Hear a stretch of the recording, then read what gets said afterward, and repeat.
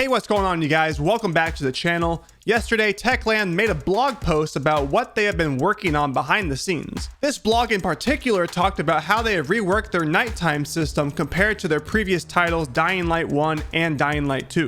They talk about how important their nighttime experience is, and they know that it was one of the biggest pieces of feedback from the community following Dying Light 2's release. In this video, I'm going to summarize this blog from the studio for you guys. If you want to see the full post from Techland, I will have it linked in the description down below. And with that being said, let's jump straight into it. Techland begins by saying that their goal for Dying Light the Beast is to create tense and terrifying night experiences that could rival their Dying Light 1's nighttime experience. They stated that they have put together a team of programmers, game designers, and level designers specifically for its nighttime system alone. Techland says that with this team of highly talented developers, this would result in, quote, unpredictable and frightening experience for the players. Techland says in general they've made the game darker, but they say the world of Castor Woods really helped establish the atmosphere they were looking for. Techland mentions that when you wander around the forest of the nature reserve, it is, quote, super dark,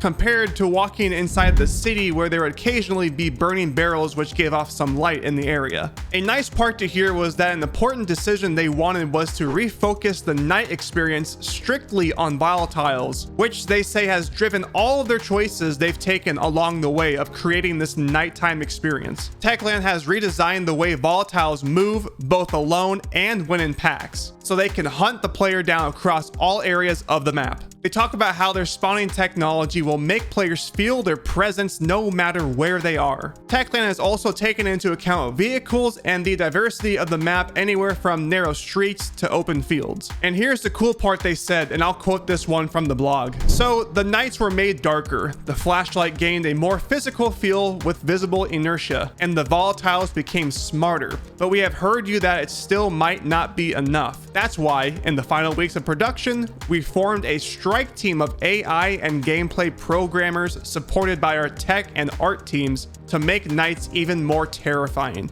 We've been incorporating feedback gathered during Gamescom and from reactions to influencers playing our build. And that build they're talking about was only a few weeks ago, so it's nice to see they're building on top of that gameplay. Techland listed a few changes on the volatiles, and here's a couple that stood out to me. One was that volatile senses will be much stronger, making them notice the player a lot easily and reacting to the player's behaviors. Another change for volatiles is the UV lights. They won't have that annoying animation every time you flash them with a UV light. Techland has created loads more animations for volatiles to use against these UV lights. And lastly, the volatiles have been made to look more bloody, and they even mentioned that they have increased the number of variants, making each one of them scarier and more unique. Techland had also been working on their audio design as well, improving it to make it feel like you're truly there. They stated their main focus was the ambience of the night, making you hear footsteps of volatiles and the infected to make sure you can tell where they're coming from and the distance they're coming at. And when you're spotted, a scary characteristic sound plays, followed by music, and Kyle Crane begins to breathe heavily. Techland describes that while the place you are running from can be terrifying at night, during the day it's the most beautiful place to explore. The sound design has pretty much been overhauled, it sounds like. When you're inside a building, it's almost muted, creating tension and possible jump scares, while outside the soundscape is dense and claustrophobic, giving you a sense of danger. Even zombie sounds have been reworked by making biters and virals sound more human.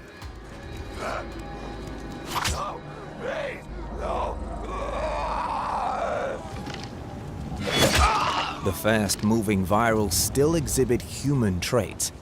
Don't be fooled. This makes them even more dangerous. They mentioned that they have used over 9,000 sound bites for their zombie screams and shrieks, which is very impressive. Techland lastly goes into detail about how immersive the world is by saying there is always something to see in Castor Woods, from visiting abandoned structures and restaurants where menus are still readable and walls are decorated with pictures and lots more. In areas like the farmlands or the villa district, every house has its own unique garden and subtle clues about the people who once lived there. They even mentioned that when you explore Castor Woods Nature Reserve, make sure you read the info board designed by their team to give you a feeling of walking through a real-life reserve, which is pretty freaking cool. They even stated that they have hidden over 100 collectibles and countless Easter eggs across the world of Castor Woods. And that pretty much summarizes this blog, but once again, if you guys want to read it, I leave it down in the description for you guys. And if you're new around here, don't forget to subscribe to the channel. And if you enjoyed the video today and you're ready for Dying Light the Beast, let me know by leaving a like on this video, and I will catch you guys in the next one. See ya.